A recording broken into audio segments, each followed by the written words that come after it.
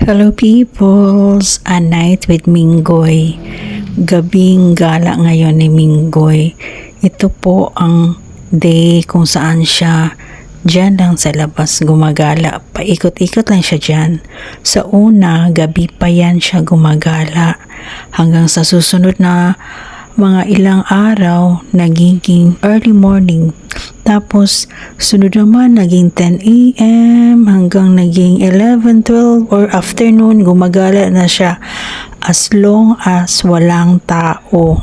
Dahil takot po yan siya sa tao. Diyan lang siya sa huloy, ikot-ikot lang siya dyan, nagmamasid. Pero pag may taong lumalapit or narinig niya na may parating na tao, ay dali-dali yan, papasok yan. Takot kasi si Minggoy sa tao at ingay. And while waiting to Minggoy, may inam-inam sa ako dire. Kay January 1 pa ni among wine, so kailangan ko nang inumin. So dapat akong unang magbukas kasi pag hindi ko binuksan, hindi nila bubuksan yan. At ito, nahirapan akong magbukas. Then natakot akong masugatan. Ano kasi siya? Para siyang makapal na foil ang cover nito. Kaya nakakatakot masugatan. Siyempre nanay, pag masugatan ka ng mga trabaho, maaantala talaga ang mga gawaing bahay. I-try ko tong wild berry para kasing nakaika-intriga ko ano ang flavor niya ba. Since hindi naman tayo nakakain ako ng wild berry, so ito na lang. Pasalamat na kung may nagbigay nitong wine na to. To be honest, nahirapan talaga akong magbukas nito. Yung Coca-Cola nga product, litro, hirap din magbukas. Malaki lang ang katawan ko pero mahina ang lakas.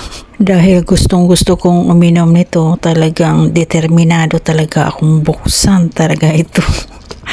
Para malaman ko kung ano talaga ang lasa. At sa wakas, natanggal ko din itong foil na ito.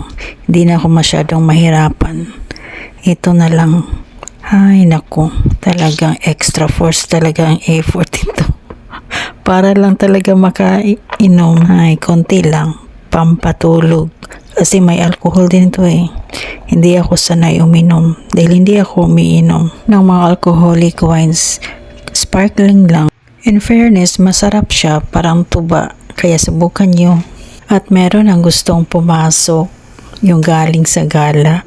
Alam niyo ba, kumakatok yan sa screen door at nagsasabi yang, ayo.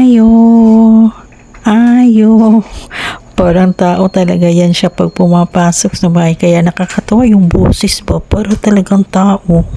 Bye! Thank you for watching!